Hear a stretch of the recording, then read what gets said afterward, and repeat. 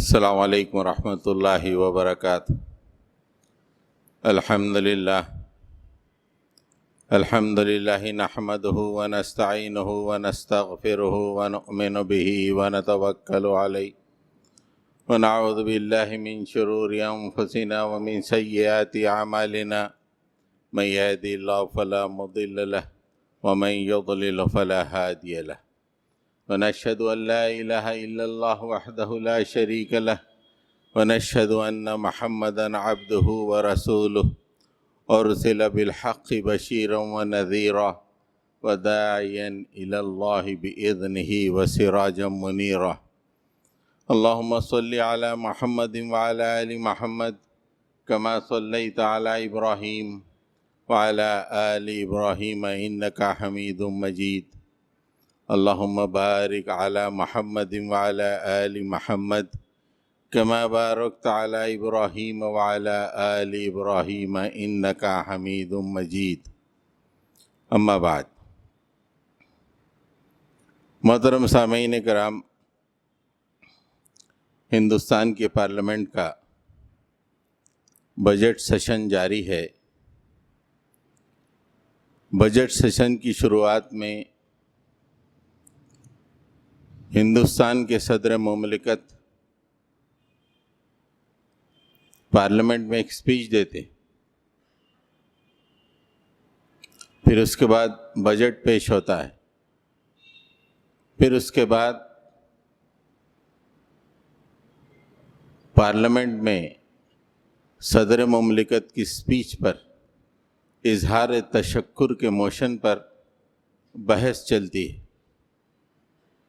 مختلف لوگ، مختلف پارٹیز کے لوگ اپنے اپنے خیالات کا اظہار کرتے ہیں۔ کانگریس کے ایک لیڈر نے پریزیڈنشل موشن پر، اظہار تشکر کے موشن پر 45 منٹ کی تقریر کی۔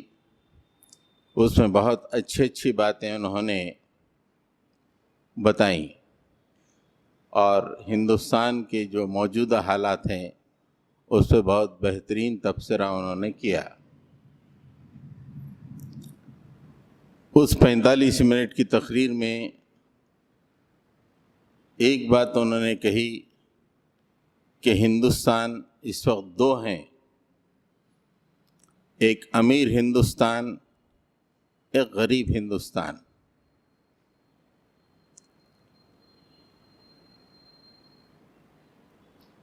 اور حکومت غریب ہندوستان کی طرف توجہ نہیں دے رہی ہے، وہ امیر ہندوستان کی طرف توجہ دے رہی ہے۔ تو یہ جو بات انہوں نے کہی، ہم نے سوچا کہ آج جمعہ میں اس پر کچھ تبصرہ اور سیر حاصل گفتگو کی جائے۔ کسی بھی علاقے میں یا کسی بھی شہر میں یا کسی بھی ملک میں امیروں اور غریبوں کا ہونا یہ عین فطری بات۔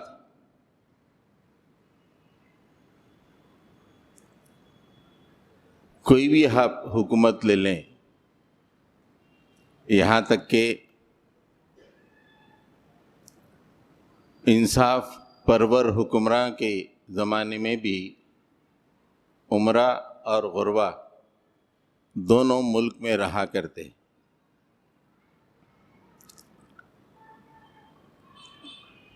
تو امیری اور غریبی،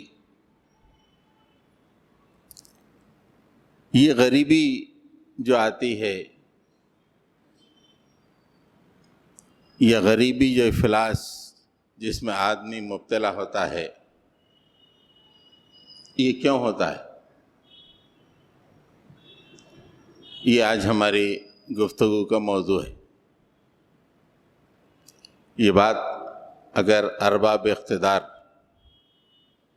جان جائیں تو شاید غربت کے خاتمے کی طرف وہ کچھ کوششیں کر سکے۔ 4 وجوہات کی بنا پر غربت آتی ہے یا غربت کو فروغ ملتا ہے۔ اس میں سب سے پہلا نمبر ہے حکومت، ارباب بست و کشاد جو انسانی معاشرے کے ذمہ دار ہوتے ہیں، انسانی معاشرے کے معیشت کے ذمہ دار ہوتے ہیں، ان کی وجہ سے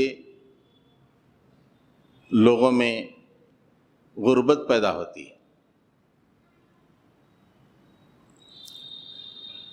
اور عمرہ کی 3 باتوں کی وجہ سے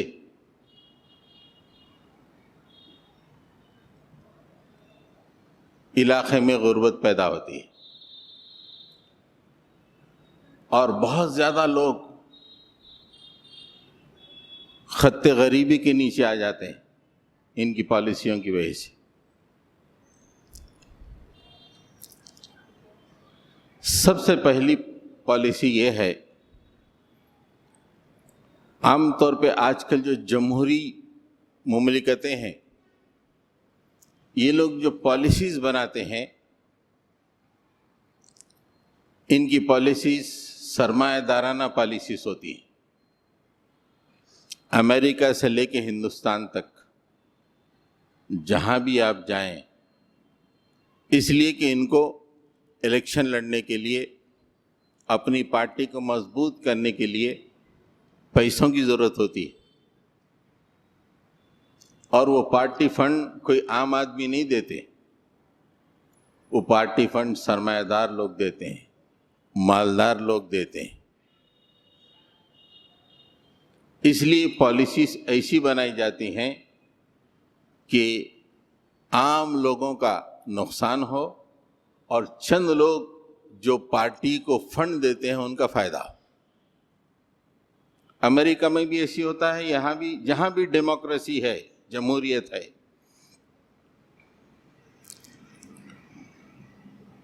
یہ بہت غلط پالیسی ہے جس کی وجہ سے عوام غربت کے شکار ہوتے چلے آتے ہیں۔ مثال کے طور پر اگر ایک بہت بڑے کارپوریٹ ہاؤس کو ہمایوں نگر کے محلے میں ایک مال کھولنے کی اجازت دے دی جائے اور وہ مال کھل جائے تو جتنے چھوٹے موٹے کرانہ شاپ ہیں پوری بند ہو جائیں گی۔ ایک بہت بڑے کارپوریٹ ہاؤس کو ترکاری اور فروٹس بیچنے کے لیے موقع دے دیا جائے تو جتنے منڈیوں پر جو لوگ اپنی معاش حاصل کرتے ہیں، پھل پھلاری بیچ کر ان کی تجارت ختم ہو جاتی۔ اس لیے حکومت کی پالیسی بڑی اہم ہوتی ہے۔ اسلام نے اس میں خاص طور سے اصلاح کی ہے، حکومت کی پالیسی کیسی ہونی چاہیے۔ حکومت کی پالیسی معیشت کے معاملے میں قرآن بتاتا ہے کَإْ لَا دُولَةً بَيْنَ الْأَغْنِيَاءِ مِنْكُمْ، تمہاری پالیسی ایسی ہونی چاہیے کہ دولت امیر لوگوں کے درمیان ہی گردش نہ کرتی رہے، دولت کو صرف عمرہ کے درمیان، صرف چند کارپوریٹ ہاؤسز کے درمیان ہی گھماتے رہیں، عوام کی کثیر تعداد غربت کا شکار ہو جائے۔ یہ اسلام کی پالیسی نہیں ہے۔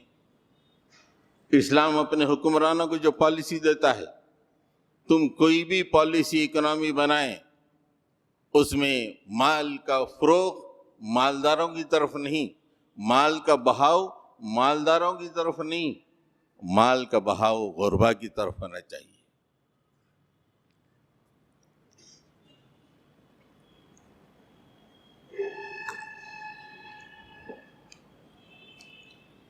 یہ وہ اہم ترین پالیسی ہے جس پہ چل کر اسلامی دور میں ایسے پالیسیز بنی جس کی وجہ سے ایک ایسا دور آیا کہ لوگ زکوٰۃ کو اپنے سر پر لے کر گھومتے تھے محلوں میں کہ کوئی زکوٰۃ کا حقدار ہے تو آئے زکوٰۃ لے لے. ایک آدمی بھی زکوٰۃ لینے کے لیے پہنچتا نہیں تھا.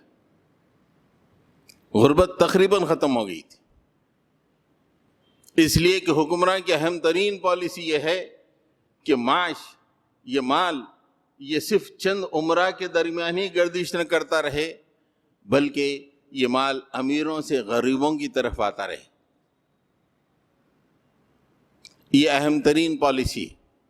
آج ساری دنیا میں اس پالیسی کے الٹا معاملہ چل رہا ہے. نتیجہ یہ ہے کہ ہر ملک میں غربت بڑھتی چلی جا رہی ہے. پورا مال چند لوگوں کے ہاتھوں میں چلا آ رہا ہے. وہ امریکہ لیں یا ہندوستان لیں، 55% مال پوری ہندوستان کا صرف 9 گھرانوں کے ہاتھوں میں ہے. کیوں؟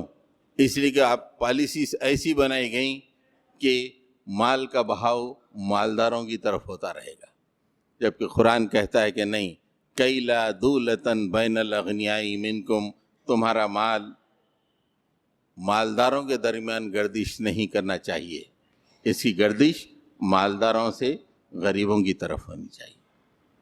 یہ ایک حکومت کی پالیسی کی وجہ سے غربت بڑھتی ہے. دوسری جو پالیسی ہے حکومت کی، حکومت کا اپنا خرچ ہے. خرچ میں اعتدال نہیں ہوتا. خرچ میں حکومت کی خواہش شامل ہو جاتی ہے. جہاں خرچ کرنا نہیں ہے وہاں پہ خرچ کر دیتے ہیں، جہاں خرچ کرنا ضروری ہے وہاں پہ خرچ نہیں کر دیتے، جس کی وجہ سے غربت میں اضافہ ہو جاتا ہے. اور اسلام نے جو اصول دیا ہے اتنا بہترین اور شاندار اصول ہے، اور یہ ان 14 اصولوں میں شامل ہے جو اللہ کے نبی صلی اللہ علیہ وسلم کو معراج کے موقع پہ دیے. اور اس لیے دیے، علماء کرام کہتے ہیں کہ اللہ کے نبی اب مکے سے مدینہ جا کے وہاں پہ اسلامی حکومت قائم کرنے والے ہیں، اور ان اسلامی حکومت کی بنیادی باتیں یہ ہونی چاہیے. یہ آیتیں مکے کے بالکل آخری دور میں، اللہ کے نبی صلی اللہ علیہ وسلم مکے میں مبعوث ہوئے 12 سال کے بعد یہ آیتیں دی گئیں اور معراج کے موقع پہ دی گئیں، اور اس لیے دی گئیں کہ اب مدینہ جا کر ایک اسلامی سلطنت قائم ہونی ہے، اور اس سلطنت کے لیے بنیادیں فراہم ہونی چاہیے. اس میں سے ایک اہم ترین بنیاد ہے.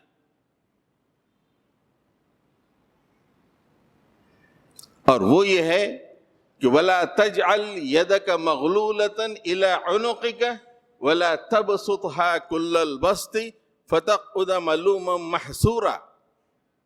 تم اپنے ہاتھ کو گردن سے باندھے نہ رکھو.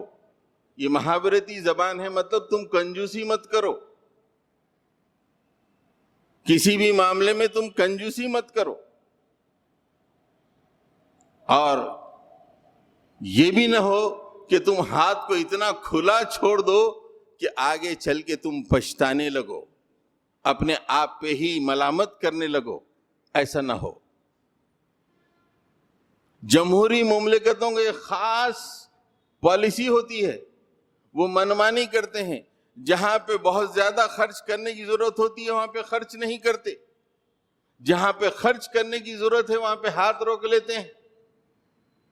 خود اب ہندوستان کا معاملے لے لیجئے، جہاں ضرورت نہیں ہے سینٹرل وسٹا بنانے کی وہاں پہ ہزاروں کروڑوں روپے خرچ کر کے سینٹرل وسٹا بنایا جا رہا ہے. کورونا میں گاؤں گاؤں میں لوگ بھوکوں مر رہے ہیں.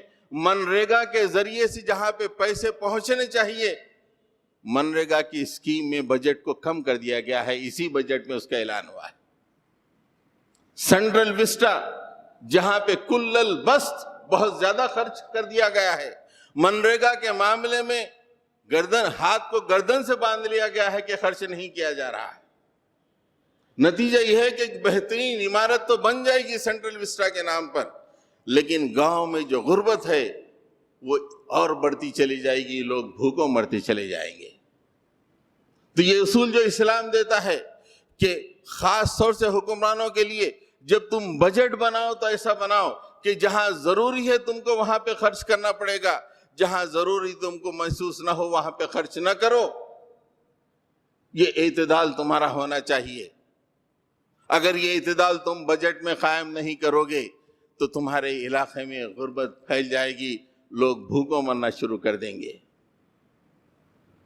ملوما محصورہ کی تفسیر یہ بھی ہو سکتی ہے کہ ہو سکتا ہے کہ الیکشن میں تم حکومت بھی ہار جاؤ، آخر میں تم ملامت کرنے لگائے کاش کہ میں سینٹرل وسٹا نہ بنایا ہوتا، یہ پیسے منریگا میں خرچ کیا ہوتا، غربا میں خرچ کیا ہوتا۔ تو یہ دوسرا اہم ترین اصول ہے جو اسلام ہم کو دیتا ہے کہ غربت کو دور کرنے کے لیے ایسی حکومتی پالیسیز ہونی چاہیے، حکومت کا ایسا بجٹ ہونا چاہیے جو مبنی بر اعتدال ہو، جہاں پہ اسے خرچ کرنا ہے وہاں پہ اچھی طرح خرچ کرے، جہاں پہ اسے خرچ نہیں کرنا ہے وہاں پہ اسے خرچ نہ کیا جائے۔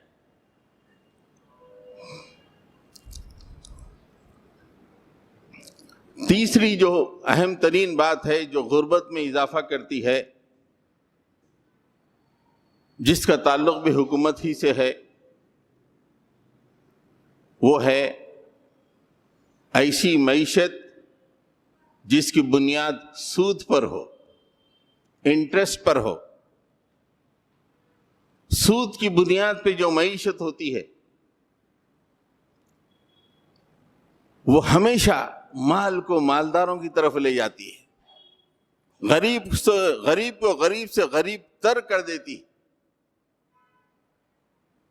اس کا سب سے زیادہ نقصان ہوتا ہے غریبوں کو۔ مالدار تو ایک کمپنی لگاتے ہیں، بینکوں سے لون لیتے ہیں، اس لون پہ جو انٹرسٹ دیتے ہیں اس کو فائنینشیل کاسٹ کے طور پہ جو پروڈکٹ کے کاسٹ میں شامل کرتے ہیں، جس کی وجہ سے پروڈکٹ کا قیمت بڑھ جاتی ہے، جس کو عوام خریدتے ہیں۔ مطلب یہ ہے کہ عوام وہ سود کا پیسہ دیتے ہیں، کارخانے لگانے والا اس کو کچھ نہیں نقصان ہوتا۔ تو جتنی بھی بینکنگ ہیں، جتنی بھی پالیسیز ہیں جو سود کی بنیاد پہ چلتی ہیں، وہ علاقے میں غریب سے غریب آدمی کو بناتی چلی جاتی ہے۔ آج بھی یہی ہو رہا ہے۔ چند لوگوں کے پاس سرمایہ ہوتا ہے، وہ اپنے سرمایہ کو لوگوں کو دیتے ہیں گھر بنانے کے لیے۔ اب آدمی محنت کر رہا ہے، مزدوری کر رہا ہے، صبح شام کر رہا ہے اس سود کو ادا کرنے کے لیے۔ ان آٹو والوں سے پوچھئے جو سود سے اپنے آٹو کو خریدتے ہیں، سود بھرتے بھرتے سالوں گزر جاتے ہیں، اپنے بچوں کا، بیوی بچوں کا پیٹ کاٹ کے سود بھرتے ہیں، لیکن اصل دینا باقی رہتا ہے۔ بڑے لوگ تو کروڑوں روپے کا سود دینا باقی رہتے ہیں بینکوں کو، ایک دن خاموشی سے انگلینڈ یا جمیکا چلے جاتے ہیں، انہیں پوچھنے والا کوئی نہیں ہے۔ یہ سود کی بنیاد پہ جو معیشت فروغ پاتی ہے اس سے علاقے میں غربت پھیلتی ہے۔ اللہ تعالیٰ نے اسے روک لگایا، یمحق اللہ الربا ویربی الصدقات۔ اللہ تعالیٰ سود کو نیست و نابود کر دیتا ہے، ایک لمحے کے لیے سود کو پسند نہیں کرتا، اور اللہ تعالیٰ انسانی معاشرے میں صدقات کو فروغ دیتا ہے۔ لوگ جو خون پسینے سے جو کماتے ہیں اسے سود نہیں دینا پڑتا، وہ اپنے بچوں کو پالنے میں وہ پیسے کو خرچ کرتے ہیں۔ اللہ کے نبی صلی اللہ علیہ وسلم نے حجۃ الوداع کے موقع پہ آپ نے فرمایا کہ لوگو، میں سود کو آج سے حرام قرار دیتا ہوں، اور میرے خاندان کا سود جو عباس بن عبد المطلب کا ہے میں اسے کلعدم قرار دیتا ہوں۔ ایک لخت انسان کے چہرے پہ خوشی کے آثار نمودار ہو گئے۔ سود کی کراہیت سے، سود کے وبال سے انسانیت نکل گئی، غربت سے آدمی نکل گیا، محنت سے جو کماتا تھا وہ بچوں کو پالنے لگا، ورنہ محنت سے کمائی میں سرمایہ دار کا حصہ ہوا کرتا تھا، وہ سرمایہ دار کا حصہ ختم اللہ کے نبی نے فرمایا، اور لوگوں کو آزاد کر دیا کہ جاؤ وَيُرْبِ الصَّدَقَاتِ۔ صدقات میں یہ بھی بات ہے کہ نان انٹرسٹ لون بھی صدقہ ہے، قرض حسنہ جسے کہتے ہیں۔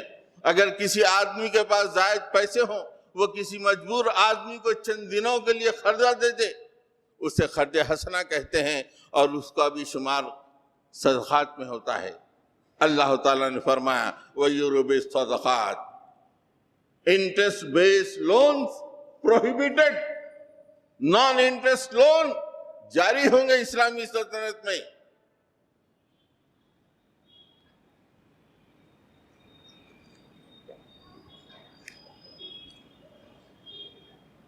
اس بنیاد پہ جب انڈسٹری فروغ پاتی ہے، آج کسی بھی مال میں آپ جا کر دیکھیے، آپ بسکٹ کا پیکٹ اٹھائیے یا کوئی بھی پیکٹ اٹھائیے، اس کے کاسٹ کے اندر سود کا کچھ نہ کچھ کانٹینٹ موجود ہوتا ہے، جسے فائنانشیل کاسٹ کہتے ہیں۔ جو لوگ فائنانس سے تعلق رکھتے ہیں وہ اچھی طرح جانتے ہیں۔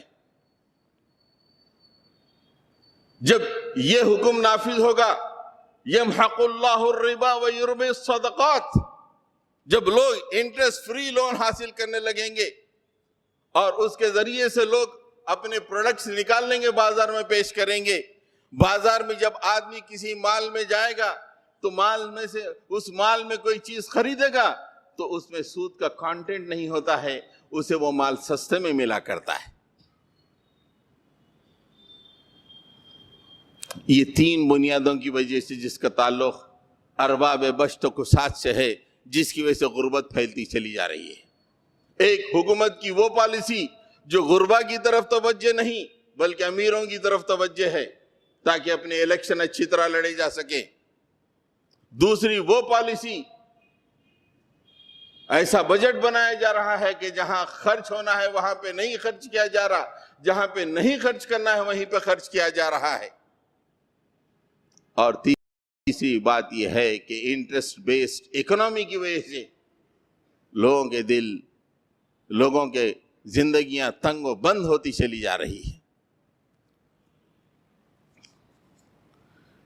حضرات گرامی، یہ پہلی وجہ ہے، حکومتوں کی وجہ سے غربت آج کل بڑھتی چلی جا رہی ہے۔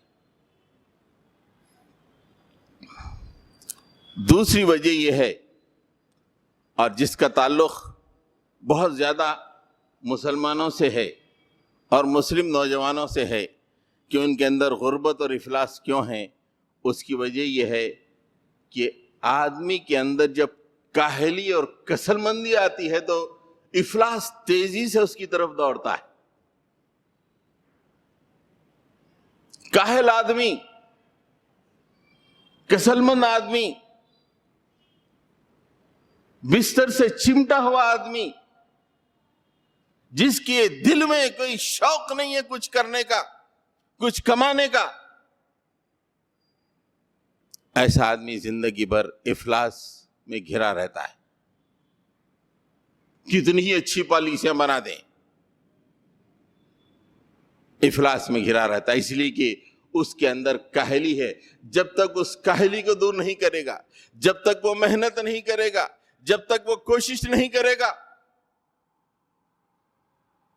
آج امت مسلمہ کا حال یہ ہے کہ باپ جب تک زندہ ہے گھر بہترین چل رہا ہے، جس دن باپ ختم ہو جائے گا بچوں کے اندر ایسی کاہلی اور کسل مندی آ گئی ہے کہ وہ اپنے قدموں پہ ٹھہر نہیں سکتے۔ یہ ہماری نوجوان نسل کی داستان ہے۔ کتنے گھروں میں نوجوان بچے 25 سال 30 سال کی عمر کو پہنچے ہیں اور آرام کر رہے ہیں، والدین کے پیسوں سے کچھ سیل فون انہوں نے لے لیے ہیں، راتوں میں وہ سیل فون پہ جاگ رہے ہیں، دن میں کچھ کوشش نہیں کر رہے ہیں کچھ حاصل کرنے کی مال کی۔ یہ کسل مندی افلاس کی طرف لے جاتی ہے، غربت کی طرف لے جاتی ہے۔ اللہ تعالیٰ نے قرآن مجید میں فرما دیا الیس للانسان الا ما سعی، نہیں ہے انسان کے لیے مگر اتنا کہ جس نے کوشش کی۔ آپ نے کوشش نہیں کی، آپ کے رزق میں اضافہ کیسے ہوگا؟ آپ نے کوشش نہیں کی، آپ کا امپلائمنٹ کیسے ملے گا؟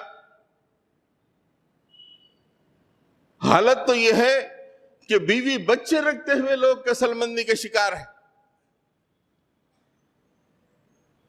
ان کے پاس یہ تصور نہیں ہے کہ بیوی بچوں کو بھی پالنا ہے، جبکہ اللہ تعالیٰ نے مرد کے لیے کہا کہ اے مرد تو قوام ہے، الرجال قوامون علی النساء بما فضل اللہ بعضهم علی بعض وبما انفقوا من اموالہم۔ دو باتوں کی وجہ سے ہم نے عورتوں پر تم کو درجہ اور قوام بنایا ہے۔ پہلا تو ایک تم کو فضیلت ہے، بایولوجیکل فضیلت ہے، سائیکولوجیکل فضیلت ہے، ہر طرح کی فضیلت ہم نے تم کو دے دی ہے۔ دوسری فضیلت یہ ہے وَبِمَا أَنفَقُوا مِنْ أَمْوَالِهِمْ، تم اپنے اموال میں سے عورتوں پر خرچ کرتے، اس لیے تم قوام ہو۔ آج ہماری نئی نسل اپنی قوامیت کو کھو رہی ہے۔ بیوی بچوں پہ خرچ کرنے کی جو بات ہے آج ان کے اندر ہم دیکھ نہیں پاتے۔ یہ کاہلی، یہ کسل مندی، یہ حصول لذت کی تمنا پوری زندگی اسی کے گرد گھومتی چلی جا رہی ہے۔ دنیا کس رخ پہ جا رہی ہے؟ اپنا مستقبل کیا ہے؟ اپنے بچوں کا مستقبل کیا ہے؟ وہ نوجوان، یہ وہ آدمی جو کاہل اور کسل مند ہے، نہ ہی اپنا خرابہ کرتا ہے، اپنی اگلی نسل کو بھی برباد کر دیتا ہے۔ بھائیو، آپ کسی بھی آٹو چلانے والے آدمی سے یا کسی گنج میں حمال سے پوچھئے کہ بھئی آپ آج حمالی کیوں کر رہے ہو، آج آٹو کیوں چلا رہے ہو؟ اگر تھوڑا سا کرے دیں گے تو پتہ چلا کہ ان کے والدین کاہل اور کسل مند تھے، جتنی کوشش انہیں کرنی چاہیے تھی انہیں نہیں کی۔ انہوں نے نہ انہیں پڑھایا نہ لکھایا، انہیں اپنے قدموں پہ کھڑے کرنے کی کوشش کی، دنیا سے چلے گئے۔ اگلی نسل کا یہ حال ہو گیا۔ حضرات گرامی، اتنی اہمیت ہے کمائی کی محنت کر کے، اللہ تعالیٰ نے رات کی نماز کو اس کمائی کے لیے کم کر دیا۔ پہلی دفعہ اللہ تعالیٰ نے رسول اللہ صلی اللہ علیہ وسلم کو حکم دیا کہ تم رات میں اٹھ کے نماز پڑھو، قم اللیل الا قلیلا۔ اللہ کے نبی کبھی آدھی رات، 2/3 رات، 1/3 رات نماز پڑھا کرتے تھے۔ آپ کو دیکھ کے صحابہ کرام بھی اسی طرح نماز پڑھا کرتے تھے۔ اللہ تعالیٰ نے کہا کہ نہیں، اتنا زیادہ مت پڑھو، اس لیے کہ کل صبح جب تم وہیں اٹھے گے تو تم کو کمانا بھی ہے۔ کمائی کی اہمیت دیکھیے۔ اللہ نے وہ رات کی نماز جس سے آدمی اللہ کے سامنے 1 to 1 ہوتا ہے، اپنے آنسو بہاتا ہے، اپنی بپتا سناتا ہے، کہا کہ نہیں اسے کم کرو، اس لیے کہ صبح اٹھ کے تم کو کمائی کرنا ہے۔ علم ان سیکون منکم مرضی وآخرون یضربون فی الارض یبتغون من فضل اللہ وآخرون یقاتلون فی سبیل اللہ فاقرؤوا ما تیسر منہ۔ 3 باتیں اللہ نے فرمائی کہ تم میں سے کچھ مریض ہو سکتے ہیں کہ رات میں اتنی لمبی نماز نہیں پڑھ سکتے ہیں۔ دوسرا یہ ہے کہ تم میں سے کچھ لوگ وہ ہوں گے جو کل صبح اٹھ کے اللہ کے اپنی کمائی حاصل کرنے کے لیے زمین میں ضربیں لگا رہے ہوں گے، یعنی معاش کا حصول کر رہے ہوں گے۔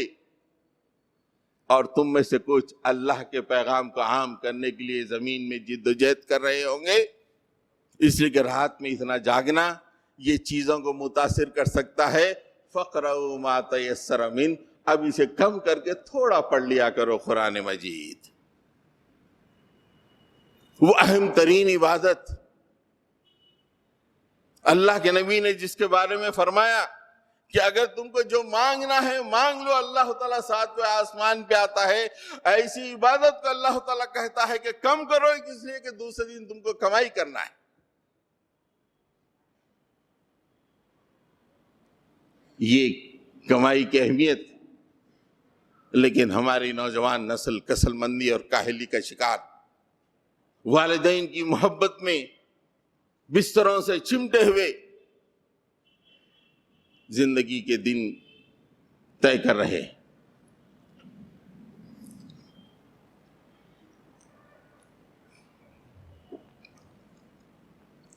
حضرات گرامی، غربت کی تیسری وجہ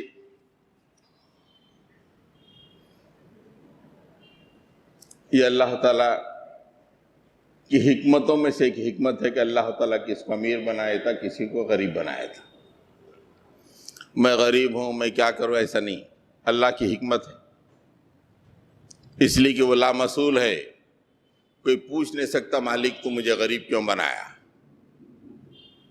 یہ اللہ کی حکمتوں میں سے ہے، کسی کو امیر بنا دیتا ہے، کسی کو غریب بناتا ہے۔ لیکن غریبوں کے لیے اللہ کے نبی نے فرمایا کہ میری خواہش ہے کہ قیامت میں مجھے غریبوں کے ساتھ اٹھایا جائے۔ کیا مقام ہے غریبوں کا! یہ نہیں کہا مالداروں کے ساتھ مجھے اٹھایا جائے، غریبوں کے ساتھ میں اٹھایا جاؤں، یہ مجھے پسند ہے۔ اللہ تعالیٰ کی یہ اپنی مشیتیں ہیں، اس کی حکمتیں ہیں، کوئی آدمی امیر بنتا ہے، کوئی آدمی غریب بنتا ہے، اس پہ آدمی کو مطمئن رہنا چاہیے۔ وَهُوَ الَّذِي جَعَلَكُمْ خَلَائِفَ الْأَرْضِ وَرَفَعَ بَعْضَكُمْ فَوْقَ بَعْضٍ دَرَجَاتٍ لِيَبْلُوَكُمْ فِي مَا آتَاكُمْ إِنَّ رَبَّكَ سَرِيعُ الْعِقَابِ وَإِنَّهُ لَغَفُورٌ رَحِيمٌ۔ اللہ تعالیٰ فرماتے ہیں کہ وہی ہے، یعنی وہ اللہ ہے جس نے تم کو زمین کا خلیفہ بنایا ہے اور تم لوگوں کو درجات میں بانٹ دیا ہے۔ وَرَفَعَ بَعْضَكُمْ فَوْقَ بَعْضٍ دَرَجَاتٍ، کسی کو امیر بنایا، کسی کو غریب بنایا، کسی کو آٹو چلانے والا بنایا، کسی کو آٹو کے کرایہ پہ لینے والا بنایا، کسی کو کار نشین بنایا، کسی کو ڈرائیور بنایا۔ وَرَفَعَ بَعْضَكُمْ فَوْقَ بَعْضٍ دَرَجَاتٍ، یہ کیوں ہے؟ ڈرائیور کو کمتر، کار کے مالک کو اعلیٰ بتانے کے لیے نہیں، لِيَبْلُوَكُمْ فِي مَا آتَاكُمْ، ہم تمہیں آزما کے دیکھ رہے ہیں، جو کچھ تمہیں دیا جا رہا ہے اس میں کس طرح تم نکھرتے ہو، کس طرح کا تم عمل کرتے ہو۔ تمہاری آزمائش کے لیے ہم نے تم کو غریب بنایا، تمہاری آزمائش کے لیے ہم نے تم کو امیر بنایا۔ یہ جو درجات میں ہم نے تم کو تقسیم کیا ہے، یہ تمہاری آزمائش کے لیے ہے۔ اگر تم اس آزمائش میں پورے نہیں اترو گے تو اللہ تعالیٰ عذاب دینے میں بہت تیز ہے، وہیں وہ بہت زیادہ معاف کرنے والا اور رحم کرنے والا ہے۔ یہ اللہ کی مشیتوں میں سے ہے کہ آدمی کوئی غریب بنتا ہے، کوئی امیر بنتا ہے۔ ایک اور جگہ تو اللہ تعالیٰ نے خاص طور سے اکنامی کا ذکر کرتے ہوئے فرمایا کہ تم لوگوں کو ہم نے الگ الگ اکنامی عطا کی ہیں، الگ الگ انداز میں کسی کو غریب اور امیر بنایا ہے۔ نحن قسمنا بینہم معیشتہم فی الحیات الدنیا وَرَفَعْنَا بَعْضَهُمْ فَوْقَ بَعْضٍ دَرَجَاتٍ لِيَتَّخِذَ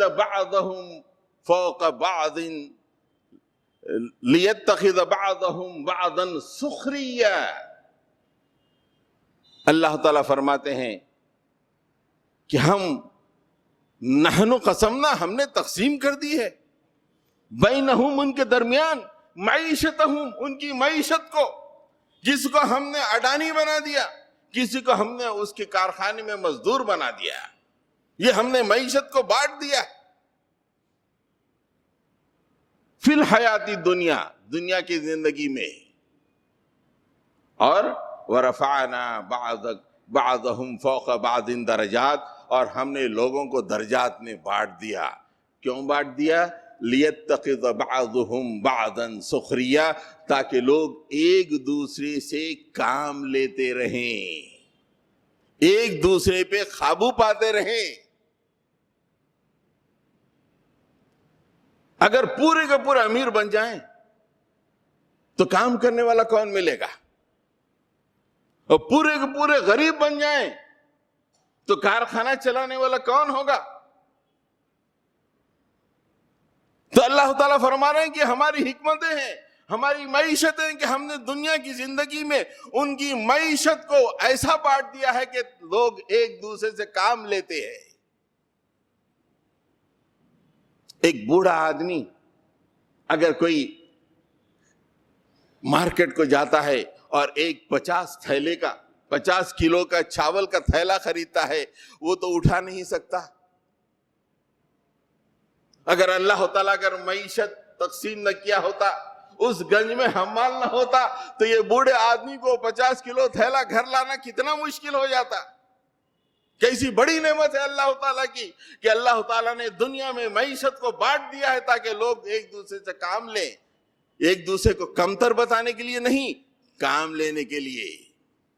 اور یہ تقسیم صرف دنیا کی زندگی میں ہے۔ جب کامیاب ہوں گے تو جنت میں تمام کے تمام بادشاہ ہوں گے، حمال بھی بادشاہ ہوگا اور سب سے بڑا تاجر بھی بادشاہ ہوگا اگر کامیاب ہوا تو یہ اللہ تعالیٰ کی حکمت ہے۔ کوئی غریب، کوئی امیر، کوئی بچوں کو پڑھا رہا ہے، کوئی بچوں کو کوئی استاد ہے، کوئی کہیں بچے پڑھ رہے ہیں۔ اگر یہ ایک دوسرے سے کام لینے کی باتیں نہ ہوتی تو دنیا کا معاملہ ایک منٹ کے لیے سوچئے کیسے چلتا۔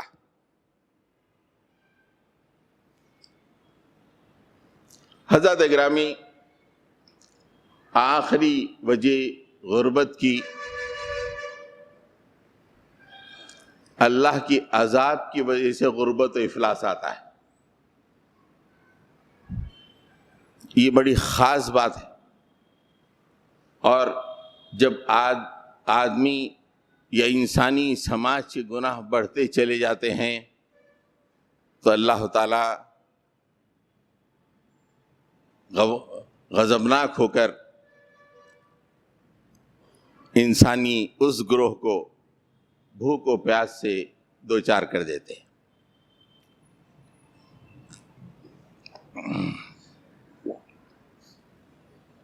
سورہ نحل میں اللہ تعالیٰ نے اس کا تذکرہ فرمایا ہے، وَضَرَبَ اللَّهُ مَثَلًا قَرْيَةً كَانَتْ آمِنَةً مُطْمَئِنَّةً يَأْتِيهَا رِزْقُهَا رَغَدًا مِنْ كُلِّ مَكَانٍ فَكَفَرَتْ بِأَنْعُمِ اللَّهِ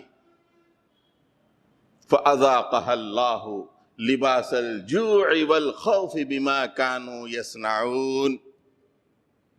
اللہ تعالیٰ ایک بستی کی تمہیں مثال دے رہا ہے۔ یہ حیدرآباد بھی ہو سکتا ہے، یا مکے کی بستی بھی ہو سکتی ہے اس زمانے کی، یا دنیا کی کوئی بھی بستی ہو سکتی ہے۔ اللہ تعالیٰ ایک بستی کی مثال دیتا ہے جو انتہائی امن و اطمینان کے ساتھ زندگی گزار رہی تھی، اور یاتیہا رزقہا رغدا من کل مکان، ہر طرف سے اللہ کا رزق اس بستی میں آ رہا تھا۔ کشمیر سے سیب آ رہے تھے، اور دوسرے علاقوں سے دوسری چیزیں آ رہی تھی، مہاراشٹر سے پیاز آ رہی تھی، یہاں سے جا رہی تھی، ہر طرف سے لوگ مال آ رہے، لوگ کھا رہے، پی رہے، شادیاں مزے سے کر رہے ہیں، بہترین زندگی۔ کانت آمینتاً مطمئنہ، بہت پرامن اور اطمینان کے ساتھ، ہر ایک کے چہرے پہ اطمینان اور خوشی۔ یاتیہا رزقہا رغداً، بہت زیادہ رزق، من کل مکان، ہر طرف سے آ رہا۔ ایسے میں کیا کی؟ فَكَفَرَتْ بِأَنْعُمِ اللَّهِ، ظالم بستی کیا کی؟ اللہ کی نعمتوں سے ناشکری کر لی اس نے، اللہ کی نعمتوں سے ناشکری۔ جب اللہ کی نعمتوں کو پا کے جب بندے ناشکری کرتے ہیں تو اللہ غضبناک ہوتا ہے۔ تو اللہ تعالیٰ فرمایا کہ جب انہوں نے ناشکری کی تو ہم کیا کیے؟ فَأَذَاقَهَا اللَّهُ لِبَاسَ الْجُوعِ وَالْخَوْفِ، اللہ تعالیٰ نے اس بستی کو بھوک اور خوف سے گھیر لیا۔ بستی کے ایک ایک گھر سے بچے بلبلانے لگے کہ کھانا کھانا، ہر گھر سے لوگ پریشان کہ کھانا ملے کھانا ملے۔ ایک تو وہ زمانہ کہ ہر طرف سے کھانا آ رہا تھا، لیکن ظالموں نے ناشکری کی، اللہ تعالیٰ نے اس بستی کو بھوک سے اور خوف سے گھیر لیا۔ بما کانوا یصنعون، وہ لوگ جو کچھ کر رہے تھے اس کی وجہ سے۔ یہ اللہ تعالیٰ کا عذاب ہوتا ہے۔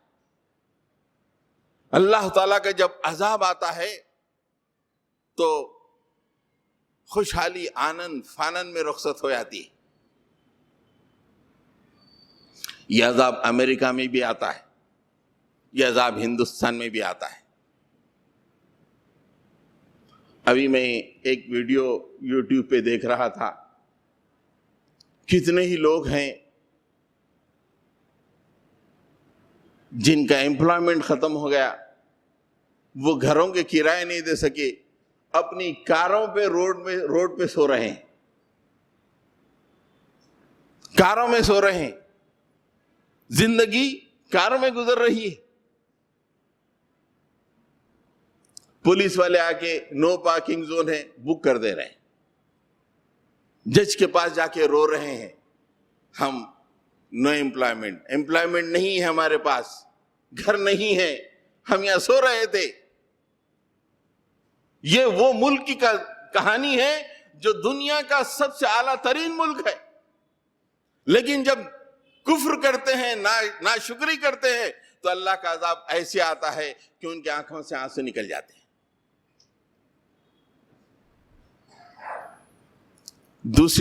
دوسرا عذاب بھوک و پیاس کا، اہل ایمان کو تکلیف دینے کی وجہ سے، سرکشی دینے کی وجہ سے، سرکشی کرنے کی وجہ سے آبادی پہ عذاب آ جاتا ہے، بھوک و پیاس کا عذاب۔ سورہ دخان میں اس کا اللہ تعالیٰ نے تذکرہ فرمایا، مکے کے لوگوں کو بتایا کہ دیکھو یہ عذاب کے لیے تم انتظار کرو، یہ عذاب آنے والا ہے تم پر، تم مسلمانوں کے ساتھ اس طرح کا رویہ اختیار کرتے ہو، انہیں تکلیف دیتے ہو، مصیبتوں سے دوچار کرتے ہو۔ فارتقب یوم تأتی السماء بدخان مبین یخشی الناس ھذا عذاب علیم۔ فارتقب، انتظار کرو، آسمان سے دھواں آئے گا، ایک دن آئے گا، اس دن کا انتظار کرو کہ آسمان سے دھواں آئے گا، یخشی الناس، لوگوں کو گھیر لے گا، یہ ہمارا عذاب علیم ہے۔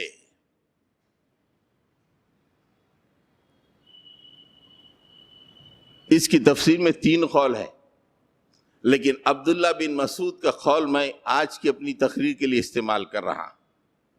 عبداللہ بن مسعود رضی اللہ تعالیٰ عنہ نے فرمایا کہ یہ عذاب مکے والوں پہ آ چکا، اس لیے کہ جب مکے والوں کی سرکشی کو دیکھ کر، ان کے اڑیل پن کو دیکھ کر اللہ کے نبی نے اللہ سے دعا کی کہ مالک میری ایسی مدد فرما جس طرح تو نے یوسف کے زمانے، یوسف کے دور میں جو قحط نازل ہوا تھا، اس طرح کے قحط سے تو میری مدد فرما۔ عبداللہ بن مسعود رضی اللہ تعالیٰ عنہ فرماتے ہیں کہ مکے میں اللہ تعالیٰ نے ایسا قحط نازل کیا کہ بڑے بڑے سردار بے چین ہو گئے، کئی دنوں تک کھانا میسر نہیں تھا، لوگ کئی دن تک فاقے گزار رہے تھے، اور بھوک کا یہ عالم کی نگاہیں کمزور ہو گئیں. جب وہ اپنی نگاہوں سے آسمان کو دیکھتے تو ہر طرف دھواں دھواں دکھائی دیتا. یوم تأتی السماء بدخان مبین. بھوک کا کیا عالم ہوگا کہ لوگ آسمان کو دیکھ رہے ہیں تو پورا دھواں دھواں دکھائی دے رہا. دھرم سنست کرو، متھرا کی مسجد پہ قبضے کی کوشش کرو، افلاس دوڑے گا. اللہ تعالیٰ کے ہاتھ میں ہے معیشت. مسلمان کے کھانوں پہ قدغن، مسلمانوں کے پہننے پہ قدغن. وہ لڑکیاں کالج کو برقعے میں جاتی ہیں، کالج سے منع کر دیا جائے. یہ سرکشی، اڑیل پن. فارتقب یوم تأتی السماء بدخان مبین. بھوک و پیاس میں سے گھر جاؤ گے کہ نگاہ اٹھا کے آسمان پہ دیکھو گے تو دھواں دھواں دکھائی دے گا. بے چین ہو کے تم صرف مسجدوں پہ آؤ گے کہ بھائی ذرا دعا کرو کہ ہمارے حالات ٹھیک ہو جائیں. روایتوں میں آتا ہے کہ ابو سفیان اور بڑے بڑے سردار رسول اللہ صلی اللہ علیہ وسلم کے پاس آئے، بولے کہ بہت برا حال ہے، ذرا آپ اپنے اللہ سے دعا کرو کہ حالات ٹھیک کر دے. اب تو صرف اپنے بچوں کو بھی دعائیں پھکوانے کے لیے تم آتے ہو. وہ دن دور نہیں کہ مسجدوں پہ آؤ گے اور اماموں سے التجا کرو گے کہ بھوک و پیاس سے معاملہ یہ ہے کہ ہر طرف دھواں دھواں دکھائی دے رہا ہے، ہمارے لیے دعا کیجیے. یہ معیشت نہ حکومت کے ہاتھ میں ہوتی ہے، نہ کارپوریٹ سیکٹرز کے ہاتھ میں ہوتی ہے. معیشت تو اللہ کے ہاتھ میں ہوتی ہے. آنن فانن میں سبق سکھا دیتا ہے وہ. خوشحالی کے لیے پھر کیا کیا جائے؟ اس بات میں اپنی بات کو ختم کرتا ہوں. اس میں عذاب کا پہلو بھی ہے اور خوشحالی کا بھی پہلو ہے. 2 آیتیں تھیں لیکن ایک ہی آیت میں آپ کے سامنے پیش کرتا ہوں، وقت بہت ہو گیا ہے. وَلَوْ أَنَّ أَهْلَ الْقُرَىٰ آمَنُوا وَاتَّقَوْا لَفَتَحْنَا عَلَيْهِمْ بَرَكَاتٍ مِّنَ السَّمَاءِ وَالْأَرْضِ وَلَكِنْ كَذَّبُوا فَأَخَذْنَاهُمْ بِمَا كَانُوا يَكْسِبُونَ. اے کاش کے بستی والے ایمان لا کر تقوی کی زندگی اختیار کرتے. دلی والے، حیدرآباد والے، ہندوستان والے ایمان لا کے تقوی کی زندگی اختیار کرتے تو اگر یہ کام کرتے لفتحنا علیہم برکات من السماء والارض، ہم آسمان اور زمین کے برکتوں کے دروازے ان پہ کھول دیتے. زمین و آسمان کی جتنی برکتیں ہیں ہم ان بستی والوں پہ کھول دیتے. لیکن کیا کریں؟ وَلَكِنْ كَذَّبُوا، یہ ظالموں نے جھٹلا دیا. فَأَخَذْنَاهُمْ بِمَا كَانُوا يَكْسِبُونَ، ہم نے انہیں پکڑ لیا افلاس میں، غربت میں، اس لیے کہ ان کے اعمال ایسے ہی تھے. حضرات گرامی، یہ میسج غربت کا قرآن و مجید اور شریعت اسلامی سے نکل کے ہمارے سامنے آتا ہے. غربت کی 4 اہم ترین وجہ ہیں. ایک تو حکومت کی پالیسیز ہے، دوسری آدمی کی کسل مندی ہے، تیسری یہ اللہ کی معیشت ہے، چوتھا یہ اللہ کا عذاب ہے. یہ چاروں صورتوں میں غربت آدمی کی طرف غربت افلاس دوڑتا ہوا چلا آتا ہے. اگر اس بات کو ہم سمجھ جائیں اور ایمان اور تقوی کے ساتھ زندگی گزاریں تو ہماری غربت دور ہو جائے گی، افلاس دور ہو جائے گا، زمین و آسمان کے برکتوں کے دروازے اللہ تعالیٰ کھول دے گا. وآخر دعوانا ان الحمد للہ رب العالمین.